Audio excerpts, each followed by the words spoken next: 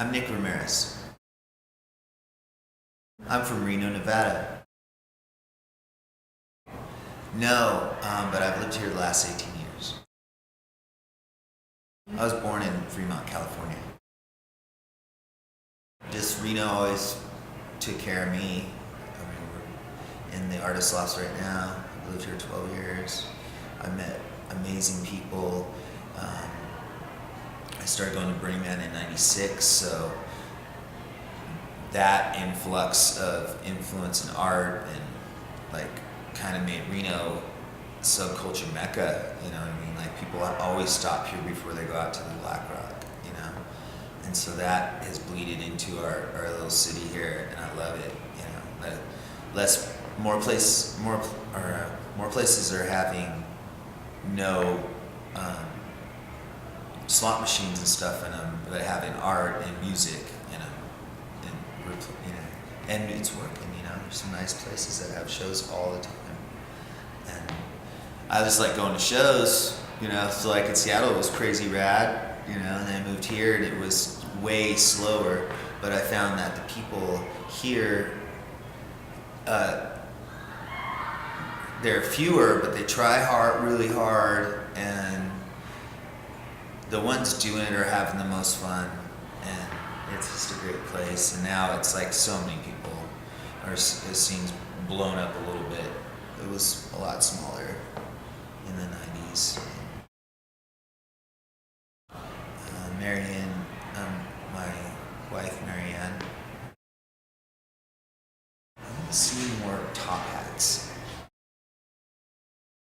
I want to feel like I'm at the circus. You know, I don't want to draw any lines too early. Let it be what it is. Yeah. Hopefully that'll happen. Obama. His plan makes more sense, that's all. His plan makes more sense. I'm a fan of TV, so yeah, I watch TV. I'm not really a fan of reality TV. Or TV, I want to blow up my TV sometimes, but I'm more a fan of like the really cool story shows like Breaking Bad and some of the cable shows. I wish I could get or subscription cable. Yeah. Walking Dead's awesome. I don't know. Oh, if I had to pick, I'd go hookah. Like I have to pick one or the other, I'd have to go ocean, which is gnarly because if any of the lakes, Lake Tahoe is my favorite. That's where I grew up as a kid in the mountains. It was awesome. So, it's hard. Butch ocean, I don't care as long as it's warm. There's sand and water.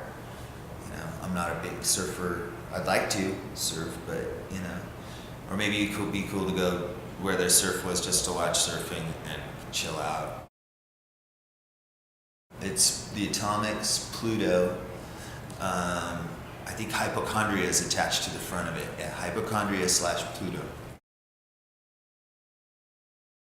That's a weird question to me. I could tell you a cool story about something that might be perceived as an obstacle, but turned into like a blessing. I was taking a hot tub at my parents' house. I had to work that night, but they live in Carson, and I had worked in Reno. I was taking a hot tub over there. I got out of the hot tub, got in the shower, was taking a shower. There's a soap dish sticking out of the wall. My hand's going this way, so I was standing this way. And I reached down for the soap or something, and I just slipped. And my knee went up through the soap dish and shattered, and cut me up pretty good, real fast. And I was bleeding all over the place and flapped open. It was horrible. It was scary, but it was really weird too in the moment because it didn't hurt as bad as it would later. It was more shocking. And my mom asked, "Are you okay?" No. And I'm a grown man too, and she has to my stepdad come in, wrap a towel around my leg, pull me in the car, and drive me to the hospital. My dad ran all the red lights and got me to the hospital. And, they hook you up, go to sleep and whatever. And I woke up, and now I got this huge hospital bill, and I got like, my knees screwed up for life, but they saved me. I was thinking, in the old days, before they could do that kind of stuff, that would be the end for me. Bleed out, or tie the leg off and get gangrene or something horrible. I don't know. You know what I mean? So that was kind of sobering, But what happened after that was I was at home laid up for 6 weeks, and I'd been watching so much TV. I was burned down on TV. I hated it. And I had a roll of chicken wire in the backyard, and I hobbled out on my crutch, went and got the roll of chicken wire, brought it back inside, and I think my friend was stopping by, and he said, "Hey, what are you doing?" I was like, "I'm thinking about sculpting some stuff out of chicken wire." So he stopped by and gave me a pair of clippers, these blue clippers I still have, and they're awesome. And I made this sculpture of a man, his torso first, and then worked on his head and then his arms, and then it turned into a man made out of chicken wire. And I was totally stoked, because I'd seen my other friend in Seattle make stuff out of chicken wire. So he turned me on to that. So I'm not trying to bite it. He turned me on to that. And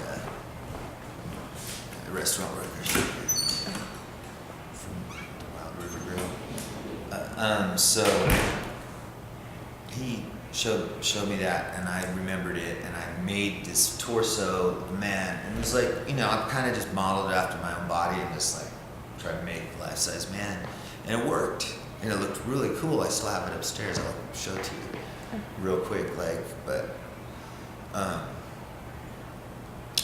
think that was the thing. And then from there, I started working on a couple more, and then they had this contest in Sierra Arts in the Vaticans, where they pass out all these mannequin frame metal things with heads on them, and everybody's supposed to make an art piece out of it, right? And so I made this alien making a chicken wire art piece on the thing, and I got first place out of the amateur for it, and that was like, wow, now I get to be like a visual artist. This is awesome, Mm-hmm. I've been playing guitars and doing some band stuff before that, a lot of band stuff.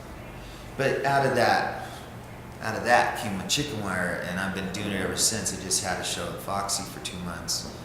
Well, and I had one there last year where I sold half of my stuff.